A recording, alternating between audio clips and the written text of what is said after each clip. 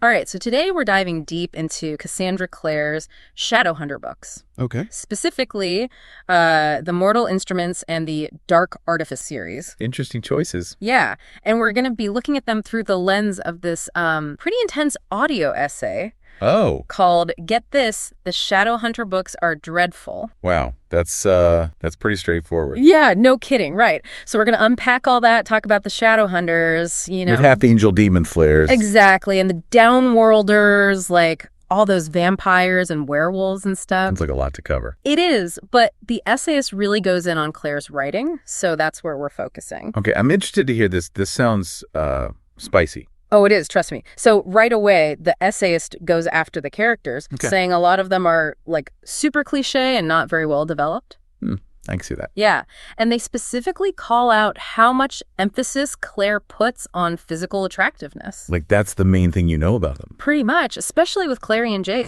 Right, the main character. Yeah, like, they're hot, but that's about it, you know? I get that. Like, visuals are important, especially in fantasy. For sure. You want to be able to picture the world, the people. Totally. But if the author's only describing how hot everyone is, it gets kind of shallow.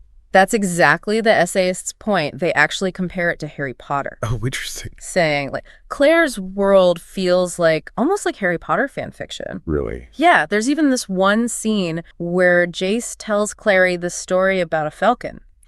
And it's, like, weirdly similar to a scene in Clare's Draco trilogy fan fiction. Wait, Draco trilogy? Like with Draco Malfoy? Yeah, she wrote Harry Potter fan fiction back in the day. Huh. So it's like she's lifting from her own fan fiction. That's what the essayist argues. And they say, you know, Rowling did a much better job with characterization. Okay, how so? Well, like a lot of the characters in Harry Potter aren't traditionally attractive. Right, they're kind of quirky looking. Exactly. And the essayist says that by doing that, Rowling kind of flips the script on this whole idea that you have to be beautiful to be important. That makes sense. It's more about who they are, what they do. Right, and the essayist thinks Clare missed that opportunity by making all her characters, like, model gorgeous. Yeah, especially in YA, that could send a weird message. Totally, and they get even more specific with the character critiques. Okay, like what? They call Clary a Mary Sue. Oh, ouch. Yeah, basically saying she's too perfect, too good at everything. I could see that she does become a shadow hunter really fast. Right, and the essayist's like, why is she even the protagonist? Harsh. But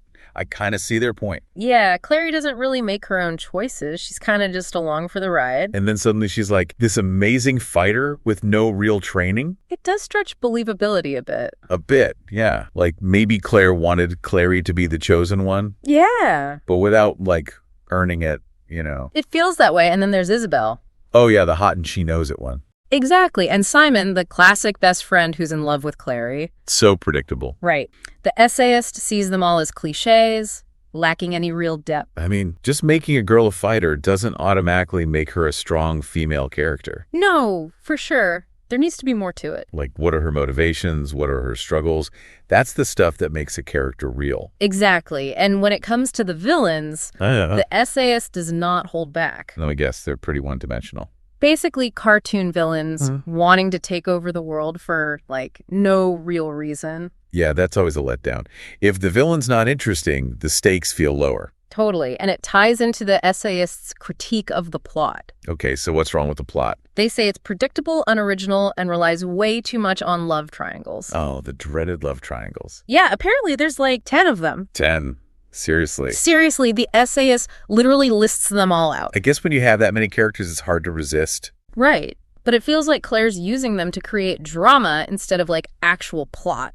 Yeah, love triangles can be fun, but too many, and it gets tiring. Like eating too much candy. Right? Exactly. And it can overshadow the more important parts of the story. And now we're getting into some potentially controversial territory. Oh, what's that? The essayist brings up Claire's use of incest as a theme. Whoa. Okay, that's definitely a choice. Yeah, they find it pretty disturbing, especially for a YA audience. Yeah, I can see how that would be a concern. Right. Like, there's this whole romantic thing between Clary, Jace, and Sebastian. And they're related. Well, it's complicated, but yeah, and the essayist is like, this is not okay. You can't normalize this. It does raise some ethical questions about what's appropriate to depict, especially for younger readers. For sure. And to make things even more complex, Claire has actually defended her use of incest. Really? How does she justify that? She says it's a literary device, a way to explore deeper themes of, like, morality and forbidden love.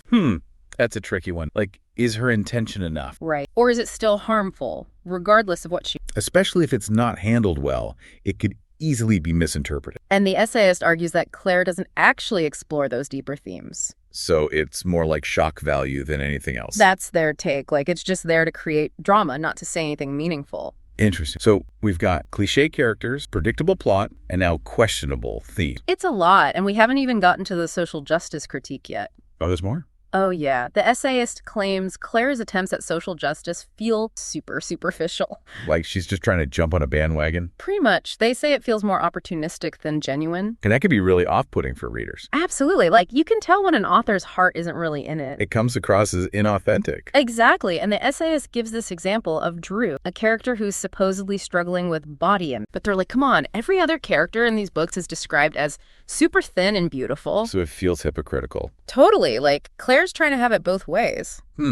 Trying to seem woke without actually doing the work. That's the essayist's argument. And they tie it back to this overall lack of substance in the books. So they're saying the Mortal Instruments is just shallow entertainment. That's the gist of it. Like, it's all flash and no substance. Which brings up an interesting question. What's that?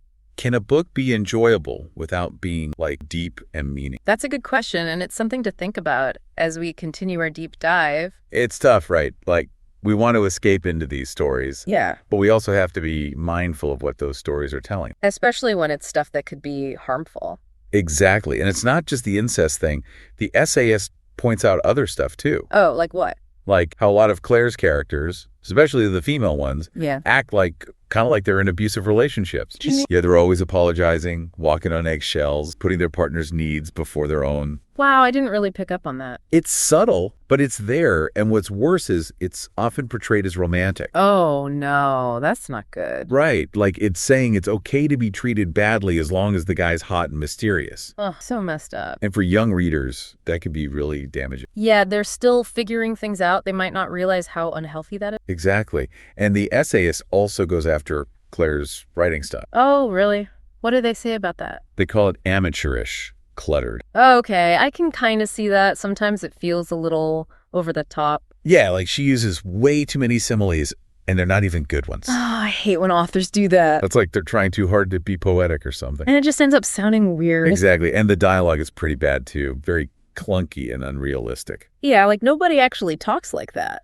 It makes it hard to connect with the characters when they sound so fake. So it's not just the content that's problematic, it's the actual writing itself. That's what the essayist is saying, but, you know, there's another side to consider. What's that? Like, maybe some people just enjoy these books for what they are, you know? Pure entertainment. Yeah. Like, do they have to be deep and meaningful to be fun? That's a fair point. Not every book has to be a masterpiece. Right. Sometimes you just want something light and easy to read. But the essayist is arguing that these books are more than just fluffy fun. Because of the potential harm they could... Exactly. Like, they're not just harmless escapism. They're promoting unhealthy ideas.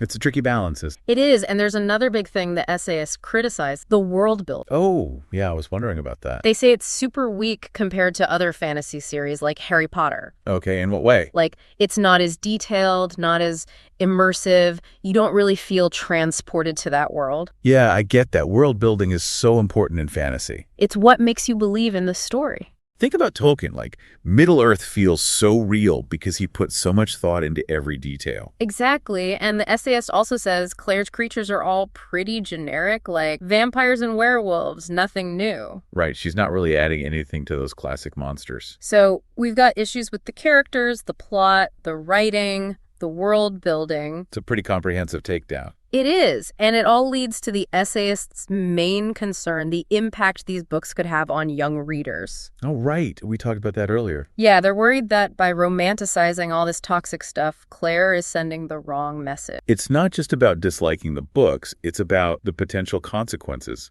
of those messages. Like, it's one thing for adults to read this stuff and be like, okay, this stuff. But for teenagers, it could actually shape how they view relationships, how they see themselves. And that's a scary thought. So we have to ask ourselves, what responsibility do authors have to their readers? Especially young readers who are more easily influenced. And can we, as readers, enjoy a story while still recognizing its problems? Big questions to think about, for sure. Definitely. And we'll be unpacking all of that in the final part of our deep dive. So we've spent like a lot of time on this essay. The Shadowhunter books are dreadful.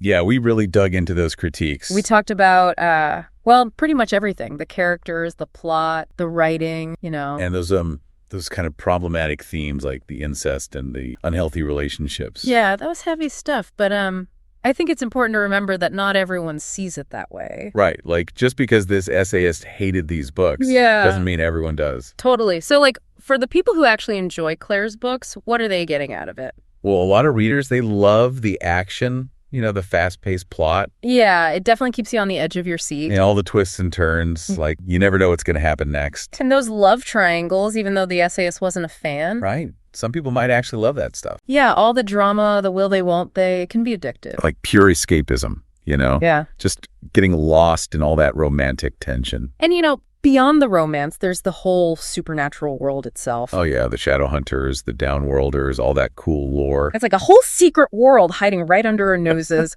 Who wouldn't be fascinated by that? And Claire's built this, like, really intricate world with its own rules and history. It's definitely imaginative, right. And for some readers, that's enough, right? Like, they just want to escape into this world. They don't care about deep themes or social commentary. Which brings us back to that question we were talking about earlier. Can you enjoy something, even if it has problems? Yeah, like, can you separate the entertainment from the potentially harmful stuff? And I think, honestly, it depends on the reader. Yeah. Some people, they can just shut off that part of their brain, Just enjoy the ride. Exactly. While others, they might get hung up on those problematic elements. And it'll ruin the whole experience for them. Right. And there's no right or wrong answer. It's just like a personal preference. No, I think the essayist's point, and maybe this is the takeaway for our listeners, okay, is that we should be aware of what we're reading, Like, be a critical reader. Yeah. Think about the messages the story is sending. Even if it's just for fun, it can still affect us. Absolutely. And our own values, our experiences,